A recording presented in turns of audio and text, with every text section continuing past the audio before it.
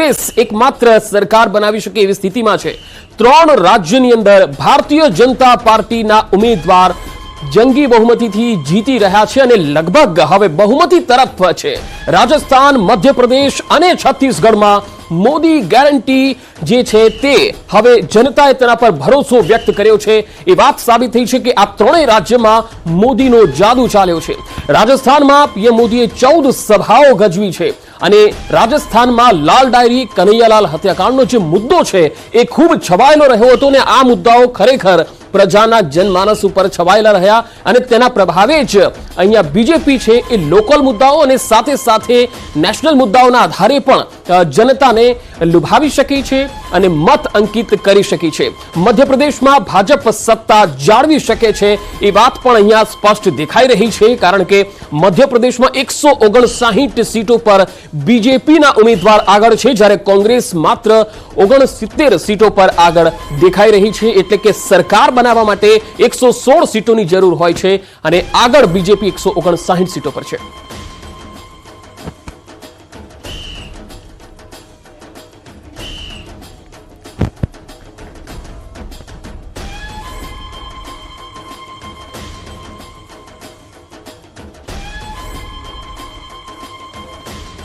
तो हाल राजस्थान भरतपुरથી संवाददाता मारी साथे दीपक जोड़ाया है और साथ साथ दिल्ली थी पण मारी साथे संवाददाता है पवन।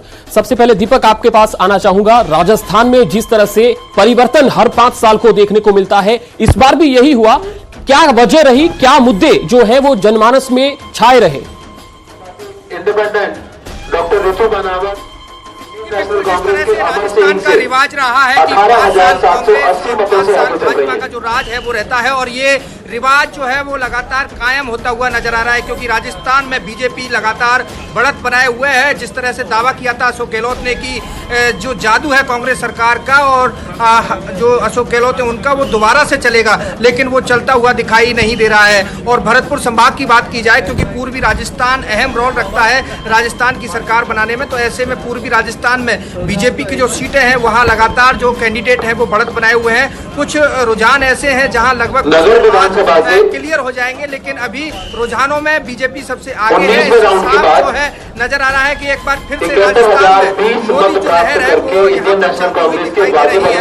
और यही वजह रही कि राजस्थान में बीजेपी के जो तमाम बड़े नेता आए, उन्होंने दौरे किए, सभाएं की, रैलियां की, रोड शो किए, उनका कहीं ना कहीं जो असर है वो देखने को मिला है। और केंद्र सरकार की जो योजना है जो गांव ढाणियों तक पहुंची है, उनका कहीं ना कहीं लोगों ने उनको समझा है और उसी का कारण है कि जो रिवाज है वो फिर से कायम रहने को जा रहा है। यानी कि बीजेपी अभी अपने बढ़त बनाए हुए है।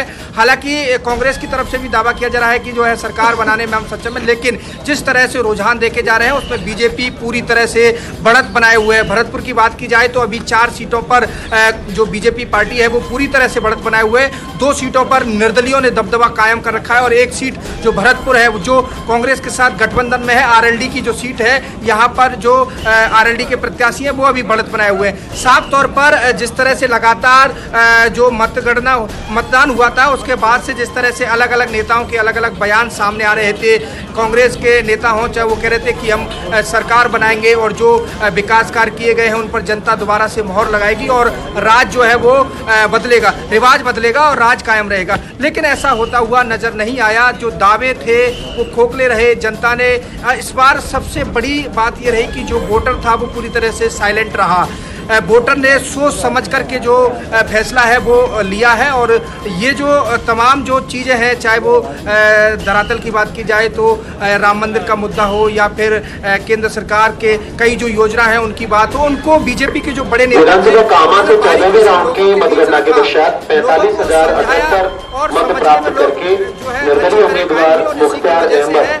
जो बीजेपी है वो लगातार बढ़त बनाए हुए। कई सीटों पर तो बीजेपी के जो रुझान है वो आना शुरू हो गए। कई कैंडिडेट लंबी जो मत है उनसे बढ़त बनाए हुए। तो ऐसे में साफ तौर से दिखाई दे रहा है कि जो बड़े दिग्गज नेता बीजेपी के राजस्थान में दौरे पर रहे, खुद प्रधानमंत्री नरेंद्र मोदी राजस्थान की कपास समाप्ति, तो कहीं ना कहीं जनता का जो नजर आ रहा है। और जो अशोक गहलोत का तो जादू चलाने की दोबारा से बात कर रहे थे बिल्कुल बिल्कुल दीपक, आप मेरे साथ बने रहिए, मैं आपके पास फिर से आऊंगा। तो તો હાલ રાજસ્થાનમાં જબરજસ્ત માહોલ જોવા મળી રહ્યો છે। તસવીરોમાં અમે આપને બતાવી રહ્યા છીએ, ભાજપના કાર્યકર્તાઓ ગેલમાં આવી ગયા છે, કારણ કે ત્રણેય રાજ્યોમાં ભારતીય જનતા પાર્ટી જીત મેળવતી આગળ વધી રહી છે, જ્યારે એકમાત્ર તેલંગાણા કોંગ્રેસ પાસે આવે એવી સ્થિતિ દેખાઈ રહી છે। રાજસ્થાન, છત્તીસગઢ અને મધ્યપ્રદેશમાં સ્પષ્ટ બહુમતી ભાજપને મળતી દેખાઈ રહી છે। જો કે હજુ પણ વોટિંગ તો ચાલી જ રહ્યું છે, એટલે કે મતગણતરી ચાલી રહી છે, અને આ જે રાઉન્ડ છે એ લગભગ 12 થી 13 જેટલા રાઉન્ડ પૂરા થઈ ચૂક્યા છે, અને ત્યાર સુધીનું આ જે રુઝાન છે એ અમે આપને બતાવી રહ્યા છે। આ જે મતગણતરી છે એ હજુ પૂરી નથી થઈ, કેટલીક જગ્યાએ હજુ પણ ચાલી રહી છે, અને જીતેલા ઉમેદવારોની લિસ્ટ પણ હજુ આવવાની બાકી છે। પરંતુ જે રુઝાન આવી ગયા છે તેમાં સ્પષ્ટ દેખાઈ રહ્યું છે કે જે ઉમેદવાર જંગી લીડથી લગાતાર આગળ દેખાઈ રહ્યો છે તેની જીતવાની સંભાવના હવે વધી જાય છે, કારણ કે હવે બહુ એટલું મોટું માર્જિન જોવા ન મળી શકે। હાલ મધ્યપ્રદેશમાં 162 સીટ પર બીજેપીના ઉમેદવાર આગળ ચાલી રહ્યા છે, જ્યારે કોંગ્રેસ 66 પર આગળ છે। अनुमानित जो था, लोगों को लगने लग गया था, आपके पत्रकार बंधु जिस प्रकार से बात कर रहे थे, वो सब ट्रेंड्स को पीछे छोड़ दिया और एब्सोल्यूट मेजॉरिटी के साथ बीजेपी जीती है।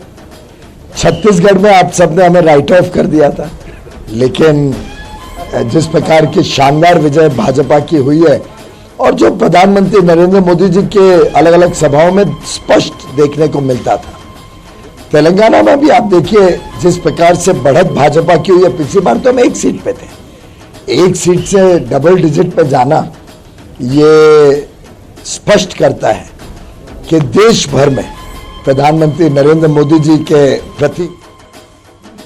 તો આ હતા કેન્દ્રીય મંત્રી પિયુષ ગોયલ, જેઓ જણાવી રહ્યા છે કે જબરજસ્ત જે પરિણામો આવ્યા છે તે ખરેખર જનતાનો એમના માટે આભાર પણ વ્યક્ત કર્યો। હવે જઈશું સંવાદદાતા દિલ્હીથી મારી સાથે જોડાયા છે पवन बताए दिल्ली में इस वक्त क्या माहौल देख पा रहे हैं? पवन, बीजेपी खेमे में इस वक्त क्या हलचल है?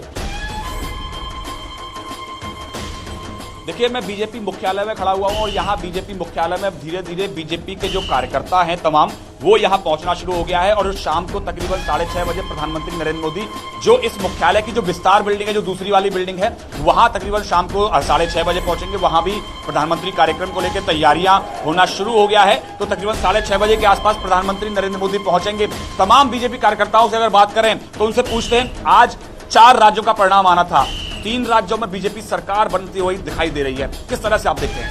देखिए भाई साहब, सबसे पहले तो मैं प्रदेश की जनता को, छत्तीसगढ़, मध्य प्रदेश, राजस्थान और साथ साथ में तेलंगाना की भी जनता को धन्यवाद देता हूं कि जो 2014 से लगातार माननीय प्रधानमंत्री जी के को देखते हुए देश की जनता जो उनके ऊपर विश्वास जताई है, वो चीज़ आज भारत को 140 करोड़ जनता को मैं धन्यवाद देता हूं कि कम से कम भारतीय जनता पार्टी की पूर्ण बहुमत के साथ में सरकार बना है। और आने वाला जो 2024 का चुनाव है, ये तो सेमीफाइनल था, अभी फाइनल बाकी है। इसके अलावा आप देख सकते हैं बीजेपी मुख्यालय में बड़े बड़े कटआउट्स जो हैं वो प्रधानमंत्री नरेंद्र मोदी और बीजेपी अध्यक्ष जेपी नड्डा के लगाए गए हैं।